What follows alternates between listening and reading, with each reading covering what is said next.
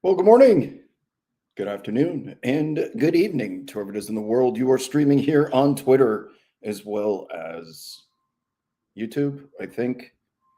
Sorry, I was debating which internet I needed to choose for this stream today because I know it's been a little choppy, and I went with the one that was more of the guarantee than the wild card stream. I needed to choose. So you're just gonna have to kind of deal with it. StreamYard is hit or miss. Allow you guys the opportunity to join the chat. Just starting people see people here pile in. Okay, I'm here. What's happening? Fine for the Zin. Is that how I pronounce that screen name? What's up with you? How are we feeling today on this championship day after? Would you look at that? The New York Knicks for one day are champions of the basketball world. Now that I've calmed down a little bit, young Andy in the chat is asking, how do I feel about it all? As you would anticipate, it was fun to celebrate. The first time in 38 years of existence, I've watched the New York Knicks be able to celebrate a championship of some kind.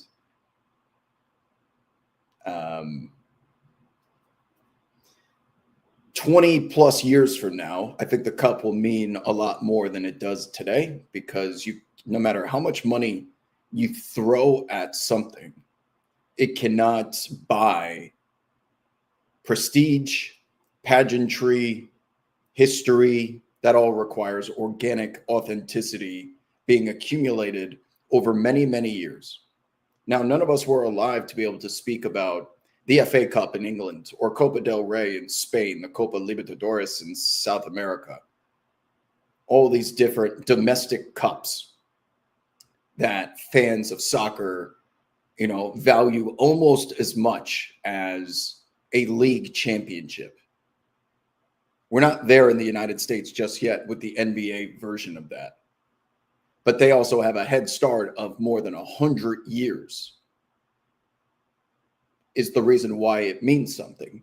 So I find it to be a product that is let's say there was a kid in the crowd yesterday, T-Mobile Arena in Las Vegas, 7 years old.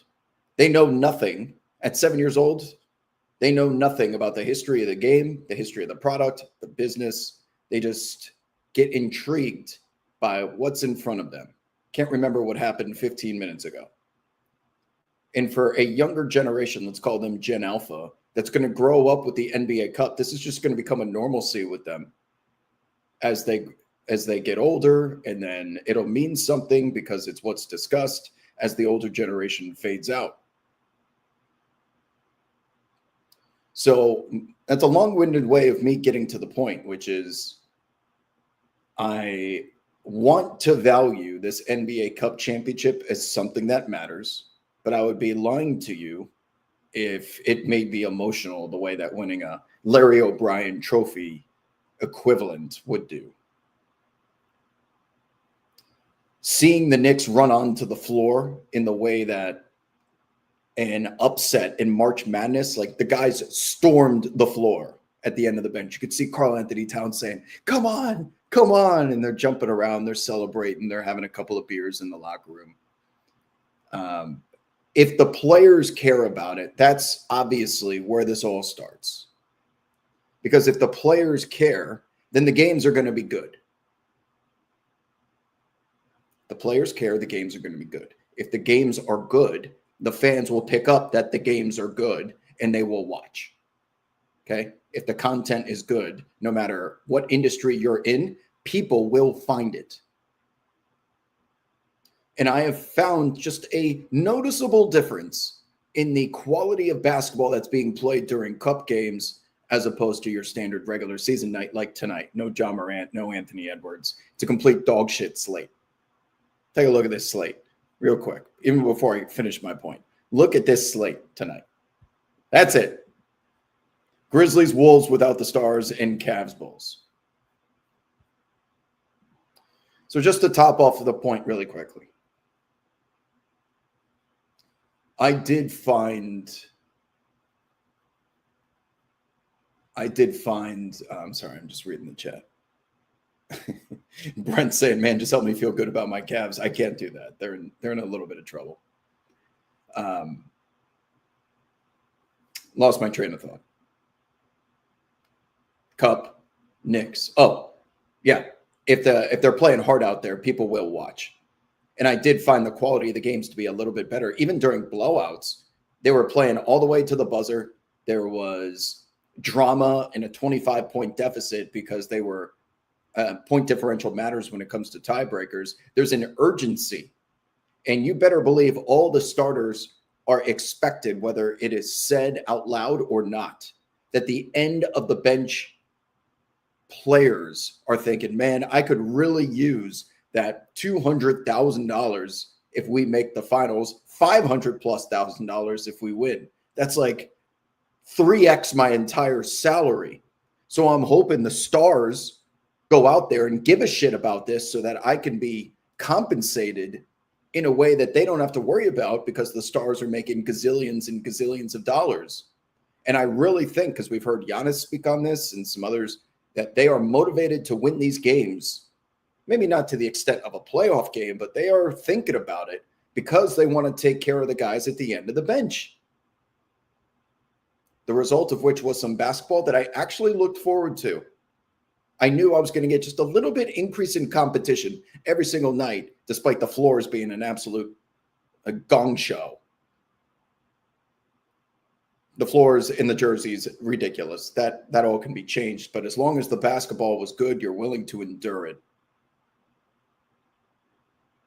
Now, the accessibility of it being on Prime Video poses another issue because the older generation that doesn't have cord, they don't have streaming, they haven't cut the cord yet.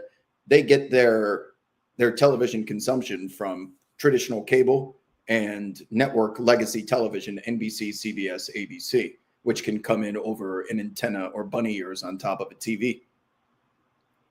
They're not getting Amazon Prime, so they're sitting there saying, well, I guess I'll either watch the highlights or listen to the result the next day on the radio somewhere.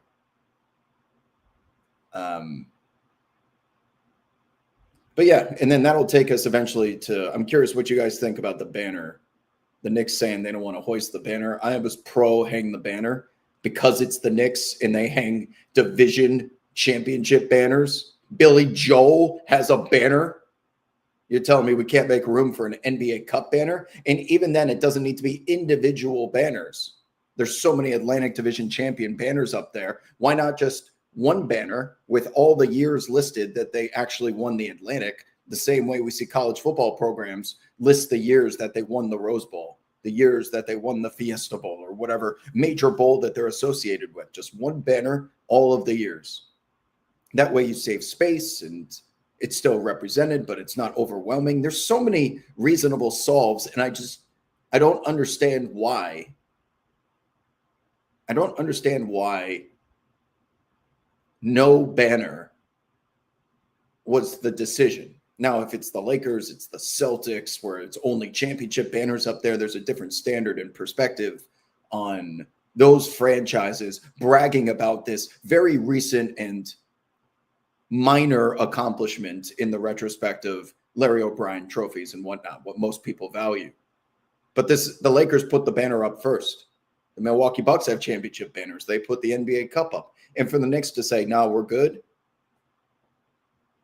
kind of, I just don't understand. Like, what are you defending? You're the Knicks. You haven't won a championship since 1973, and your entire ceiling is littered with division banners. It's not consistent with me. Sorry, I'm doing a lot of yapping. Let me read the chat.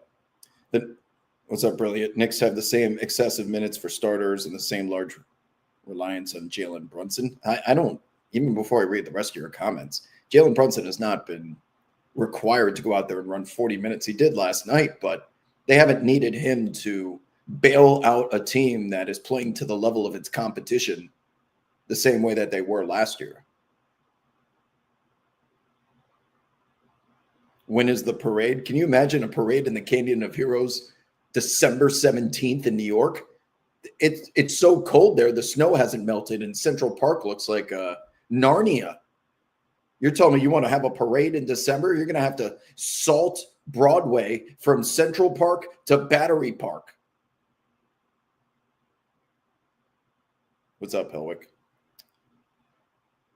Thoughts on the Knicks focusing on a wing, Sadiq Bey, maybe? Well, the Knicks are, because Yabusele's not going to, I don't know if he's going to survive the trade deadline in being the guy that the Knicks can rely on as like eighth man, ninth man. You have Deuce McBride, you got Jordan Clarkson, Mitchell Robinson, Huck Porty, Kolek, Shamet, guys that are in and out of the lineup. I feel like they need one more swing big man, like a 4 of some kind, just as an insurance policy. But that's about it.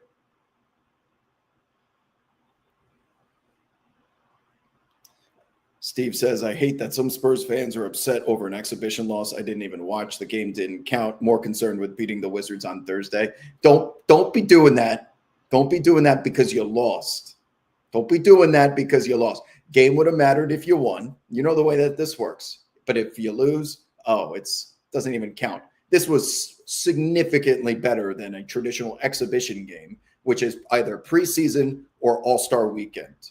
Those are games in which the quality of the basketball is so low that everyone is apathetic towards the results. That is not the case for all the players in that gym last night, the fans in the arena, Knicks fans that have not seen a championship in their lifetimes, maybe for the Spurs that have their own entire row of banners up there. Who cares about the cup? That's the only reason why it didn't mean that much. But to say, I didn't even watch it, give me a break. Wembanyama's on the floor. You watch him do anything. I could watch Wembanyama paint a wall, and I find it interesting. You're certainly watching him go up against the Block Nest monster, Mitchell Robinson, who, by the way, fourth quarter, 0 Wembanyama rebounds, 6 for the San Antonio Spurs, 8 for Mitchell Robinson. Sophisticated, you say?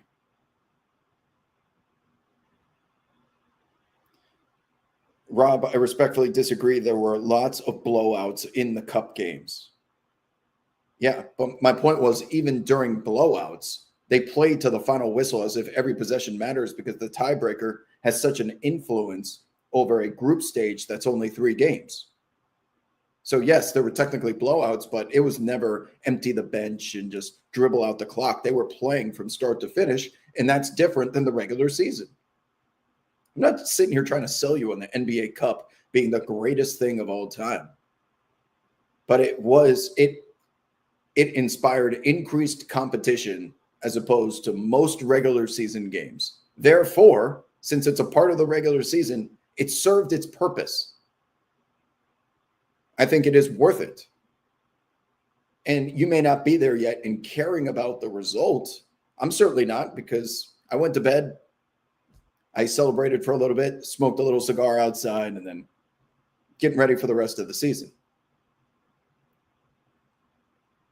But it will mean something someday, as long as they keep at it. It's not going anywhere, by the way.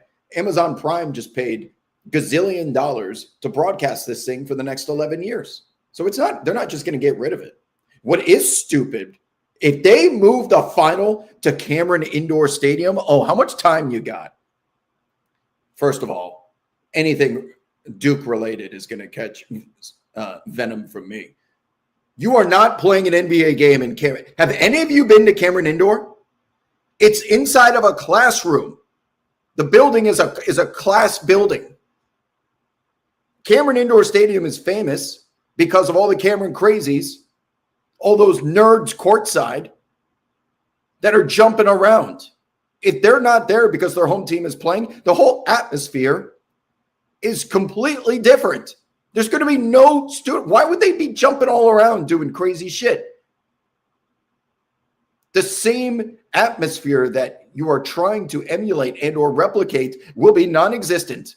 There is about 15 rows of seats above the rafters, and that's it. 15 to 20 rows. That's it.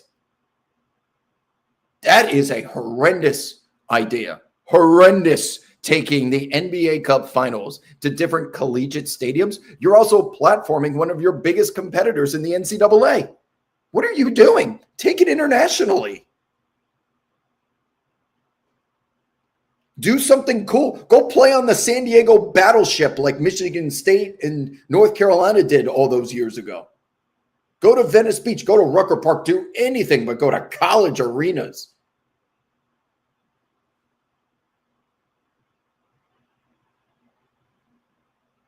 Oh, Trendsetter said this is the second season that Mikal Bridges will play 83 games, which is true. But since this game is not recorded in the regular season ledger, it's going to say 82. That's another change. Why does this game not count towards stats? NBA Cup Championship. Why does that not count towards stats? Guys are playing 83, sometimes 84 games because they were traded mid-season all the time. So them having an additional opportunity to affect their averages and totals, which of course could affect their bonuses, which are reliant sometimes on appearances and all the above. Just one game for 16 different guys? Why are these stats not recorded? I mean, they're recorded. Why don't they count?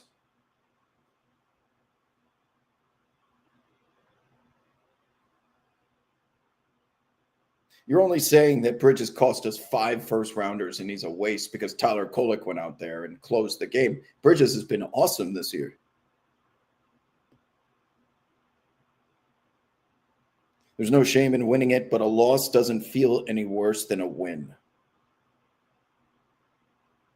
Yeah, the San Antonio Spurs players are still walking away with more than $200,000+ a player, and they don't get to celebrate and hoist a trophy and take pictures that, you know, in 15 years you may look back like, man, I'm sure glad we won that. Today they're not feeling any different. They're moving on to play whoever it is, the Wizards next up. They didn't lose a second of sleep over losing the NBA Cup Championship. But you do want to plant some seeds because at some point this may matter. And we may be looking at the NBA season in totality where how many times has a team won the double or a player has won the treble, which is an NBA Cup Championship, regular season MVP, and Larry O'Brien be the first player to complete the treble. They didn't even start recording blocks and steals until somewhat recently, the shot clock era, right? We speak about all these different points in the NBA's evolution where I'm sure, like, did they care about steals and blocks in the first year that it was being recorded? Probably not. Clutch Player of the Year is an individual season award, which no one is ever like using in an argument to leverage my favorite player is better than your favorite player. But they may one day. Defensive Player of the Year wasn't an award until somewhat recently in the last 30, 40 years, I think.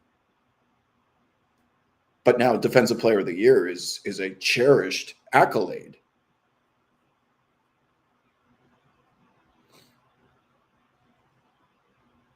Oh, Chicky Nuggies in the chat. Will the Knicks eventually put up a banner when acceptable, like the Lakers with the Minneapolis titles?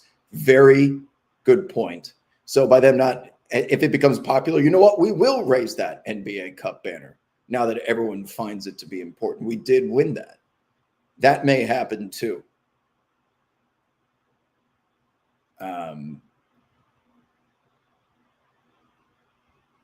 Yeah, and also putting up the banner adds validity to the NBA Cup competition and the prestige. If you have a team that's like, we're not going to put up a banner, then why would fans care if the teams don't care?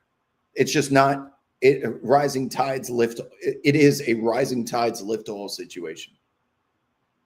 If teams care about the cup, then everyone has a vested interest in this thing succeeding. The owners and the players can make more money with it becoming more popular. So why would they not actively participate in trying to promote it and celebrate it, even though it doesn't carry the same weight as something else? It doesn't have to be Larry O'Brien Trophy Championship or complete bust. That's just not healthy for any business model.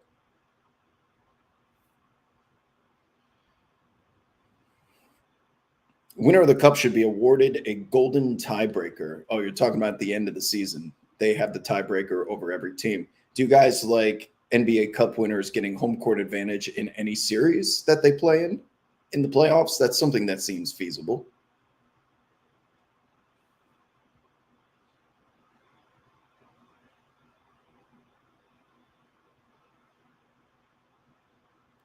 Slim says, wild that nothing counts in that game besides a tally to Wemby's 65 game threshold. Wait, so that game does count for Wemby? I don't think that counts as a game played. That's interesting. Maybe someone can follow up with that.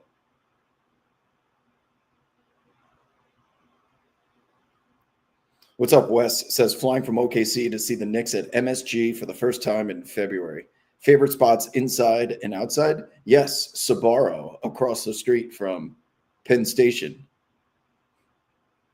I mean, that scene from The Office where Michael Scott gets out of Penn Station, goes to New York's finest pizza establishment. That whole area is super touristy.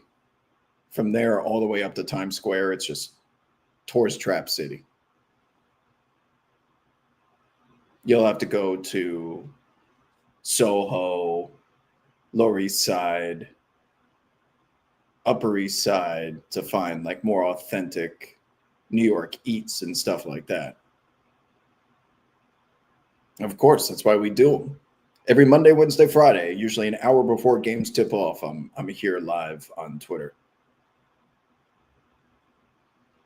You have receipts in texts and group chats. I said it wouldn't have mattered if we won. I did not care. You're entitled to. And if I was a Spurs fan, I probably wouldn't care that much either because my team has had so much success winning something that actually matters to people. But I don't see the harm in rooting for your team to feel good about themselves. And they would have if they won that game. They tried to win that game. Victor Wembanyama played through his grandmother passing away earlier that day, clearly because it was so important to him and potentially getting the bench players paid that he played through that adversity. So I just can't sit here and accept that this game doesn't matter, that this cup doesn't matter. It may not for reasons which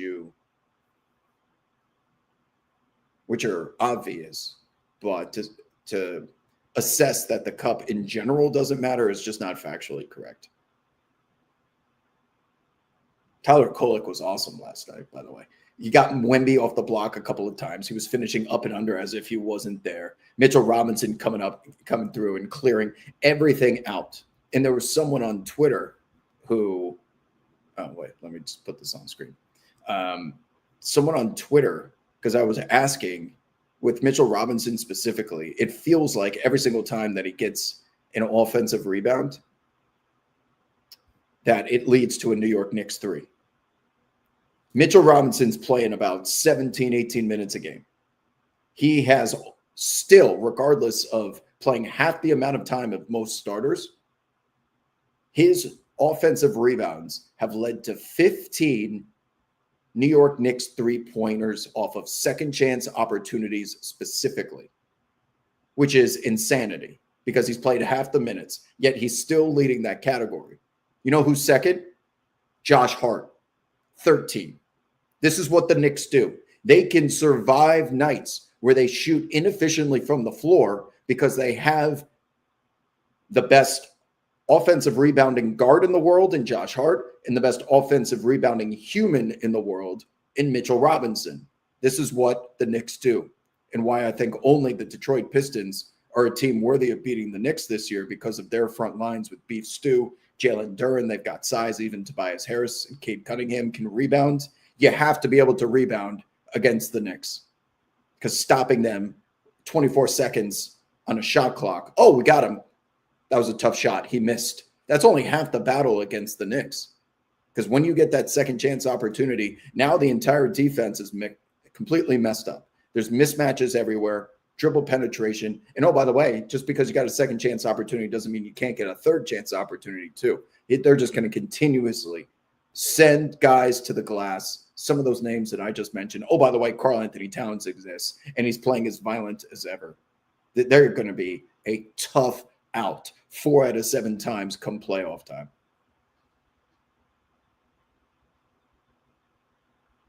Habino says Tyler Kolek rising at a playoff-like environment was better than the banner. Oh, so for those of you that listened to the show earlier today, I'm sorry if I'm repeating myself, but I assume some in here did not. We had Bruce Bowen as our guest. And at the very end of the interview, I asked Bruce and Antonio what Tyler Kolek did at the end of that game last night, being able to close out and play well, because he's a young guy that's still attempting to earn his minutes in the rotation. Did he do enough in just one game for the veterans in that mainstay rotation, Karl-Anthony Towns and Jalen Brunson? Does that one game now stamp him as Brunson and Cat are like, oh, you can ride with us now. You can sit with us, especially when the game is closing out. Is that one game enough? Their answer was no. There needs to be time spent and chemistry built. And I brought up examples of Austin Reeves against the Memphis Grizzlies. I brought up Julian Strother's Game 6 against the Oklahoma City Thunder in the playoffs last year, where you see someone go off on a big stage. Hell, even Terrence Shannon Jr. had a big game for Minnesota against the Thunder in Game 3. And the answer was no. So while Tyler Kolek probably had his best game of his career considering the stakes and the importance of the minutes that he was playing, this was his first opportunity and he passed with flying colors. It's still not enough, according to 2 NBA vets that spent 10 plus years winning championships in the NBA, for them to fully trust someone like that on the floor in place of a Mikal Bridges full time. It was great that he made the most of his opportunity, but it sounds like it's going to require more examples from Tyler Kolek before we can truly trust that he can be one of the 3 guys off the bench come playoff time.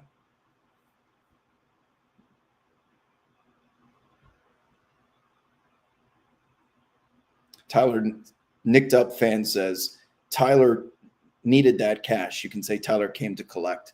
Well, he said with the money from last year's tournament, he bought his mother a car, and now he's got a lot more to do something nice for his dad. I'm telling you, there are so many guys at the end of these benches, man, that are on 2-way deals, that are on minimums, second-round minimums.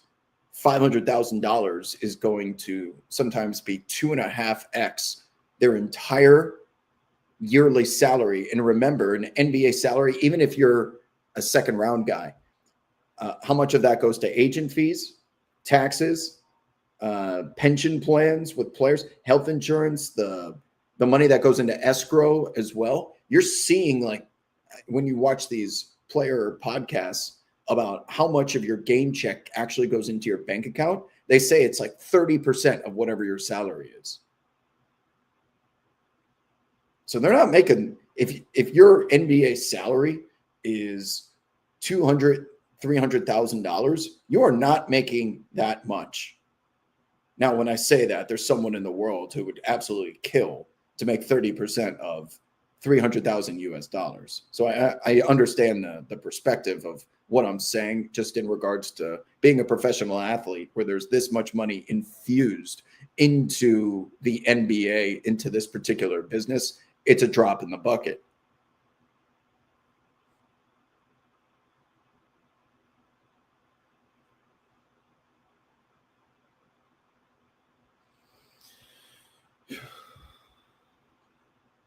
Oh, good point.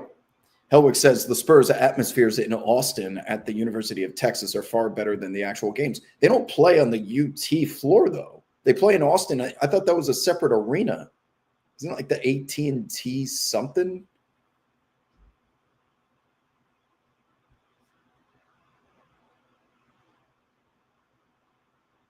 The adventures of Josh Hart was messing with Jalen Brunson after the game. It was childish. Third hour of Give and Go. No, there's a new show now called Deals and Dunks. So we're a 2-hour program now on Sirius XM. Cup championship game should be in the Sphere. Honestly, don't hate it. Hey, a little bit of breaking news. Ja Morant just ruled out for tonight's game.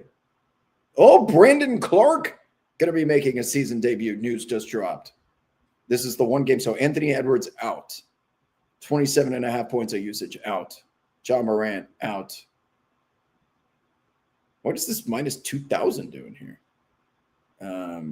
Where those points going to go? Any candidates?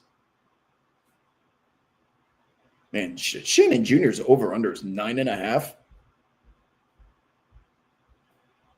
Jalen Wells, perhaps? Is that an overplay? Right here?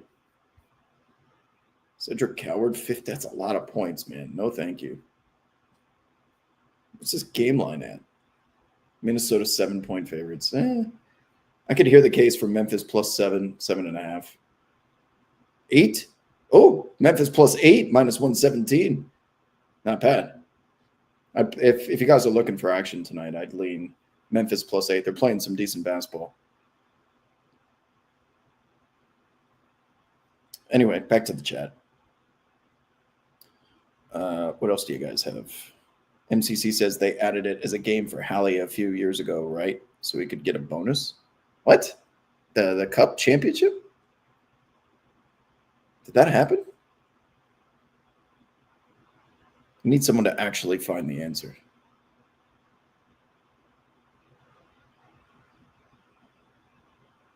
Little Italy, yeah. Carly, do you have good food recs for everywhere in New York? Every neighborhood? Los Tacos? Solid for that area, quick and cheap. There you go. Hey, Wes in the chat. Hopefully you hit up Los Tacos. The best burrito Mexican place I went to, Carly, and while living in New York was Luchador. Have you been to Luchador? It is in Financial District, down by the pier. It's kind of a food truck, kind of not. They had some amazing burritos. It's about the sauce. You just taste the quality of the sauce.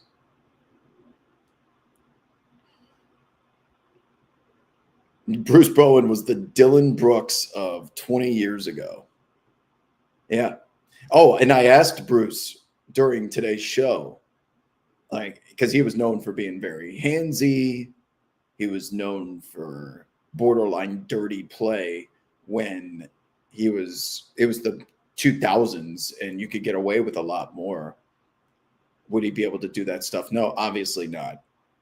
But he said he would have adjusted his game to be much more allowing space and then closing out as opposed to holding, grabbing, and putting your foot underneath somebody when they're landing. The Cure Bowl is ending, says Helwick. Have a good night. Yes, you as well. Who's playing in the Cure Bowl?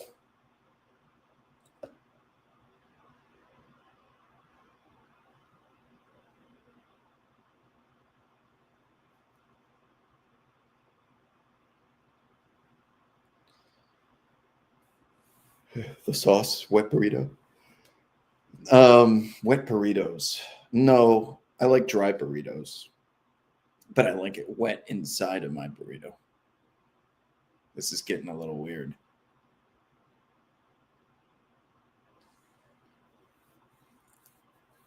Okay, well, that's my piece on the cup, the Knicks banners. I would be hoisting the banner for all the reasons discussed. Not only are you not in a position to say no to something like that, it helps everyone else out. It also platforms your achievement. The Lakers did it. The Bucks did it. Let's make it worth something. Participate. Contribute. Well, this time, John Morant missing this game tonight. He rolled his ankle pretty bad at the end of the last game. That wasn't like an off the court issue or he's in a spat with his head coach. That looked nasty.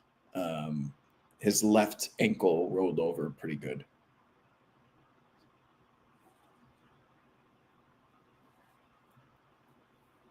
How many bedrooms do I have? I live in a 1-bedroom apartment, man.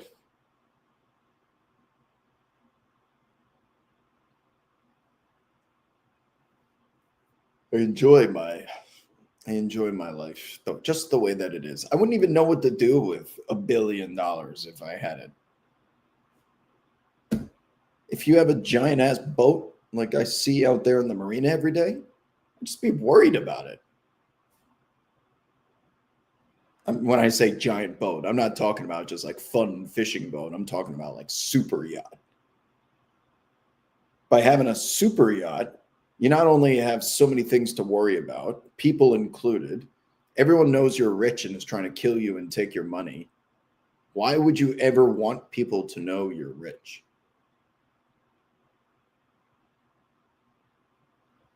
I would just want to continue to exist and just have more resources to do things that I enjoy.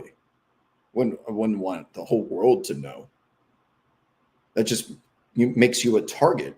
Someone can come and kidnap you. Give me your money. I know you're rich. I would like to prevent that. What's up, Chuck? Yes, you've entered this portion of the show.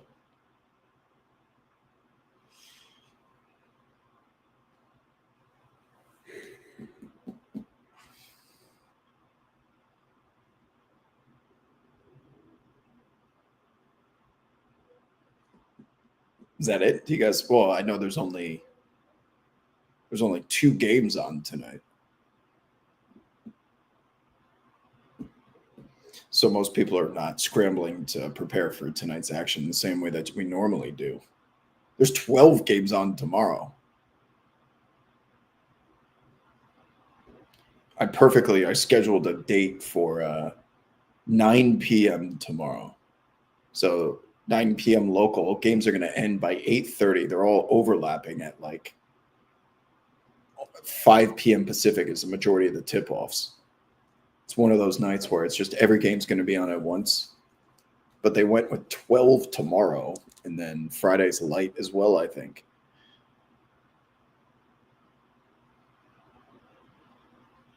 What do you mean, Chuck, that your generation be tripping sometimes in regards to flaunting wealth? At least my generation, millennials, we are in no rush to tell everyone how much money we have.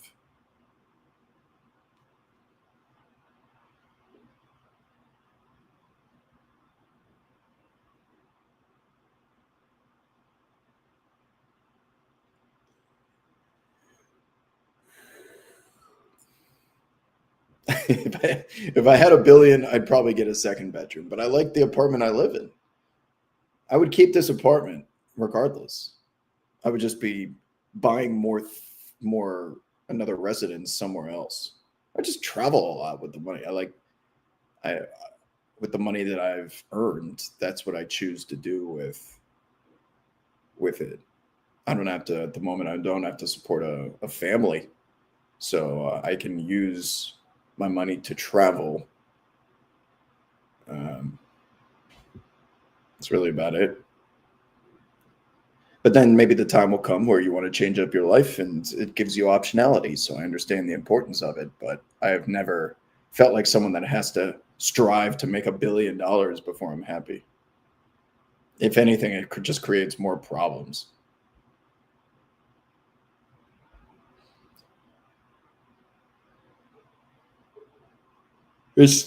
The super yachts here are so big they can't even fit in the marina.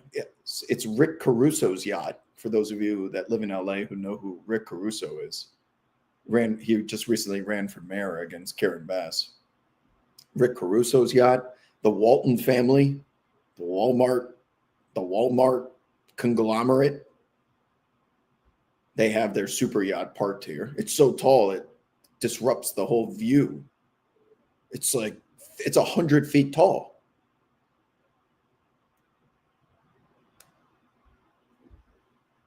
What do you do with that fucking boat? Live on it, but then you have to hire people to manage it. They're living on your boat.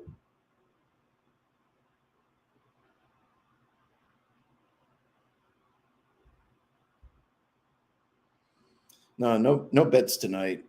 I was recommending Memphis +8 if you're looking for action. I think they'll still be fine without John Morant. That's a lot of points against a Anthony Edwards-less Minnesota team.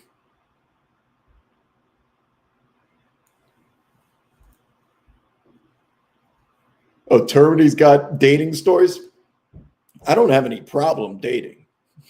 I don't need help in that department. I enjoy dating life very much. I enjoy my shows with Termini, but Justin, I am not in need of any even though he probably has a lot of the same problems that I do, just in regards to finding someone that can match your ridiculous schedule of watching the NBA. He's on the East Coast too. So when games start at 7, he might be watching from 7 to 1:30, and that's usually when you're going out to dinner, drinks, and activities. Moving to the West Coast, I'm able to sneak out at 9 p.m. and go live a normal life. That's why I moved back here. Brandon Clark is playing too, yeah. But he'll be on a pretty major minutes restriction, I would imagine.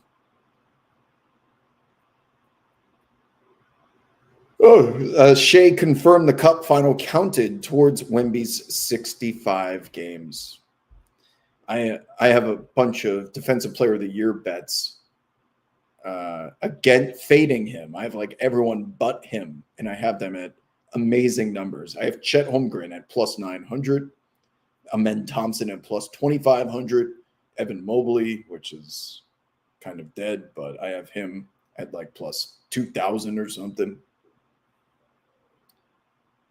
But I just is there any world in which you can give Defensive Player of the Year to someone not on OKC?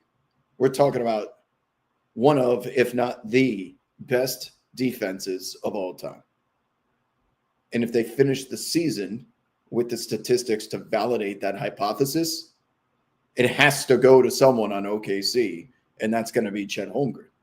Even though Victor Wembanyama is probably the best individual defender in the game, the most influential one.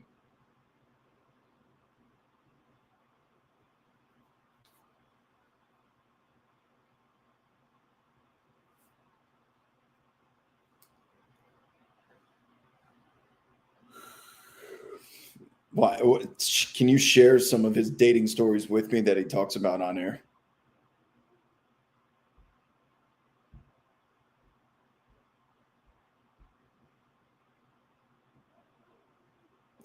I would pay to watch Termini on a date for sure. Pay money. Streaming subscription prices. I would enjoy that very much.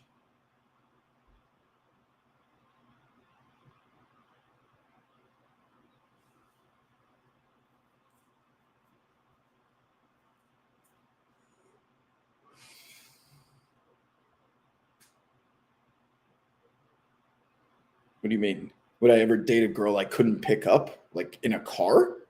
Pick them up like physically? Pick them up in regards to saying something smooth that they agreed to? You have to be more specific. DeAngelis in the chat is asking, do you think if Giannis, Wembanyama, and Jokic were American, that they would actually have cool nicknames? Is the Greek Freak not a great nickname? Is the Joker not a great nickname? Something Alien or Area 51 with Steph Castle and Victor Wembanyama? That's a pretty damn cool nickname. Oh, pick up, meaning they're either so heavy you can't pick them up or you're so weak that you can't pick them up. I've never thought about that. But the height thing is real. I find it difficult for any man to be in a sustained relationship with a counterpart that is taller than they are. There's just something that poisons a relationship, unless you're Tom Cruise.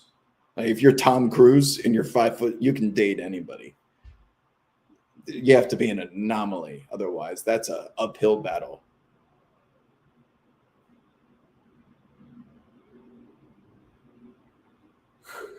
We don't mind having Zion in a Knicks jersey. Like we're not trading anything that would interest the Pelicans.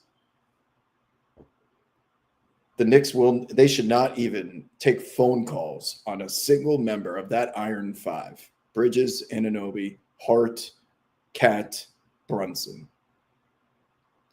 Mitch Robb is going to need to be paid. Deuce McBride, Shamet, Kolek. Only players I'm thinking about are Dadier. But Dadier has zero value because he doesn't play.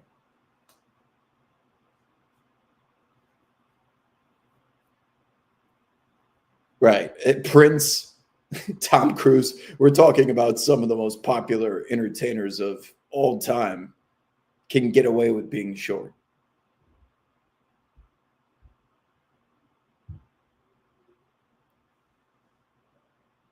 Would I rather keep Deuce McBride or Mitch? Mitch. Well, does this include contract situation? I mean, Mitchell Robinson's going to be the most important player in the Eastern Conference playoffs by far. By far. Not the best. I didn't say best. I said important. Look what he did just last year, what Joe Mazzulla was required to do. Try and nullify his advantage that he provides the Knicks. He is in the same Dennis Rodman, Ben Wallace. The two guys I think of when it comes to just rebounding in general. Some of the greatest rebounders of all time. Not even speaking statistically, but eye test, form, the way that they attack the rim with angles and basketball geometry. Mitchell Robinson is creating gravity with rebounding the same way that Steph Curry does outside the three-point line, and how many eyeballs and bodies are necessary to prevent them from taking over. He has to feel like every time he's able to get into the restricted area for free and not being boxed out, like how on earth did they forget about me again? And he's going to reach over everyone, even Victor Wembanyama, to go get that rebound to create a second chance for the Knicks.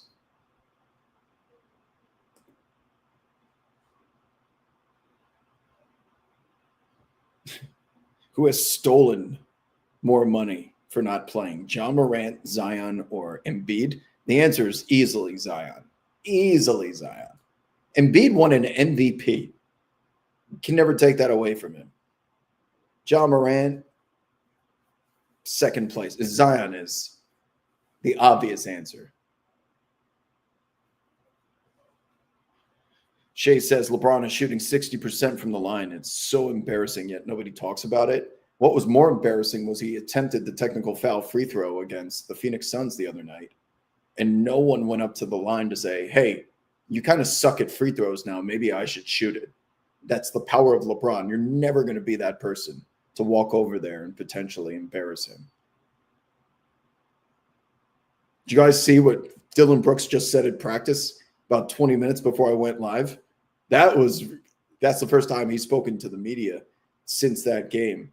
And he once again reiterated his point about LeBron likes social media. He likes being around people that support his points, all this. And he goes, you know what? We should have let him shoot that shot instead of fouling him. Just let him shoot it anyway. He would have airballed it. Oh, it's those two, man. He said we should have just let him shoot it. He probably would have airballed it.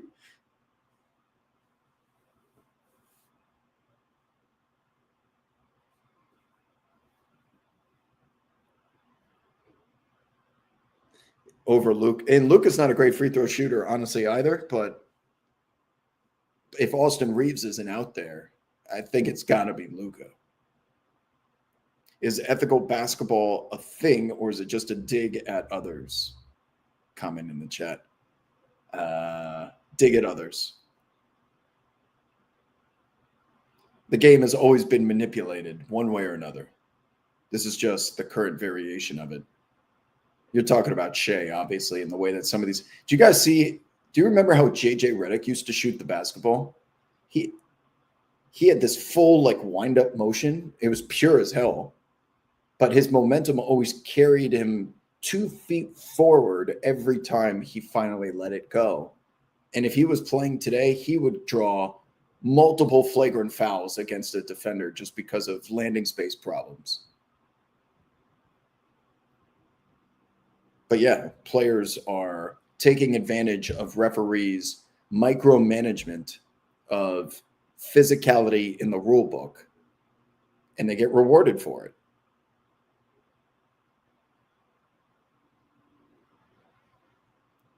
Danny says Chandler Parsons was the ultimate bag grifter. He was really good at making money. He's up there. Some of the best. So Allen Houston with the Knicks contract was so bad that the NBA invented the amnesty clause because of Allen Houston and what he did to the Knicks. He got that bag because he obviously was a great player for the franchise and they rewarded him with it, but he only played 1.5 of 5 seasons on a huge deal. There's been some great grifts. Chandler Parsons, absolutely up there. What about, didn't John Wall get a Supermax after he got injured a couple of times too? Someone in the chat is asking, is it positive estimated value for Mitchell Robinson to intentionally miss the second free throw so that he can just get the offensive rebound? He's going to miss it anyway, so he might as well just try and make it. He's 20% on the season. Oh, that's a good one. Isaiah Thomas, the king of the fourth version, the lefty, the small guy. He jumped into guys all the time during his run in the NBA. All the time. He had so much forward momentum on his jumper. Michael Stewart once signed a 5-year, $25 million contract with the Raptors. There's plenty of all-time bag-getting players and transactions.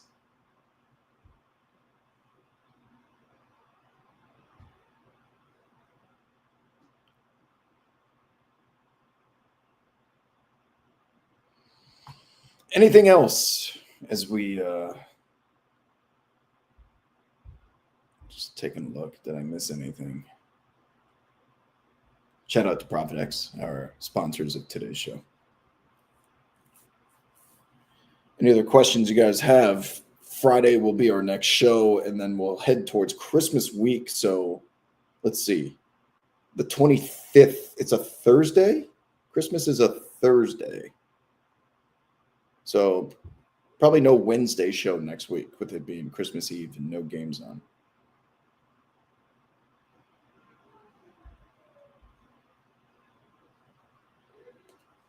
Oh, what jersey would I have plenty of other jerseys to add to the wall.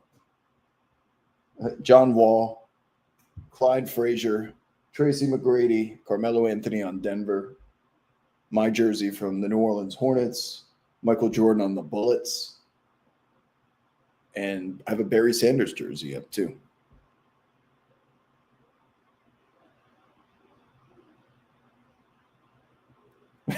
Steve is asking me, what is my favorite trade in release? That Melo one to Atlanta is really funny. Didn't Derrick Rose get traded to Utah? Same with Westbrook. Those were quick trade-in releases. There was Rasheed Wallace in Atlanta. That didn't last very long. That's a good one.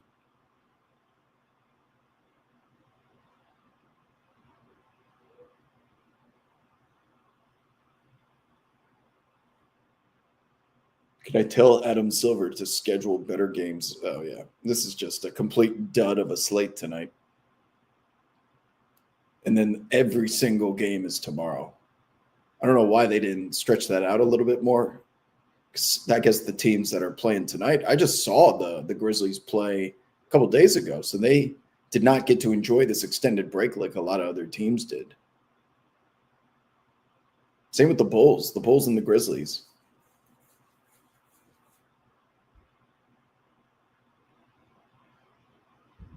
But no, I do not have Adam Silver on speed dial, even though he grew up down the street from where I grew up. Rye High grads. He went to Duke, though, which is unfortunate. Rasheed played a game, did he not? Rasheed played a game for the Hawks.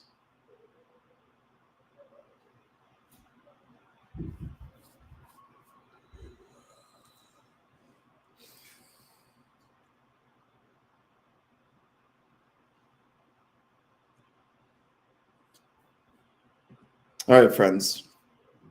Chat is starting to go quiet. Jalen Hood-Schifino trade and release to Utah forever cemented himself in the details of the biggest trade ever. I assume that was Luka and Anthony Davis, right?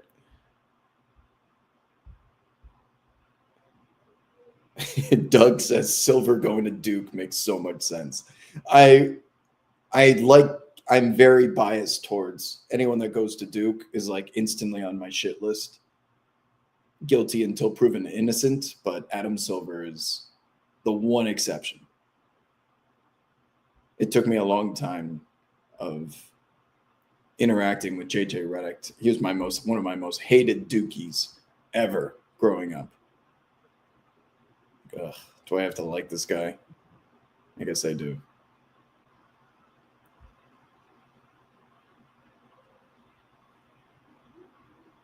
Fun story.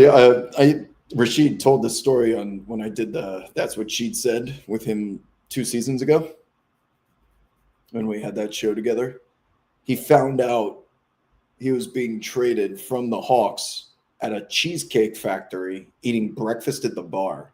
He saw it pop up on the bottom line of ESPN's news update scroll.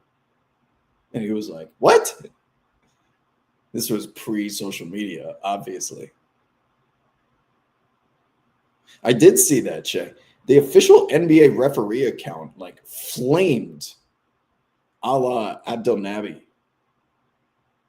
who does color commentary for the Philadelphia 76ers, just flamed him to the point that it seemed like even unnecessary. I don't enjoy that broadcast a lot, but that felt a little excessive from an official account. I'm surprised that didn't get deleted. That was quite malicious.